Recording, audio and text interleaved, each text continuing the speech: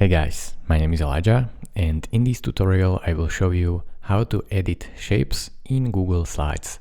So first I will create a shape, and now I will show you how to edit it. You can move it just by clicking and dragging it with your mouse. You can change size, just click this corner and change the size whatever you want. You can also rotate it like this, so make sure you rotate it however you want. And you can also click on it. If you go here more, then you will see these format options. So click on that. And here you can change the size and rotation as well. You can change the angle or flip it. You can go over here to change the position. Top, left, center. You can make the X and Y axis however you want. You can also change text fitting, so make sure to play with that.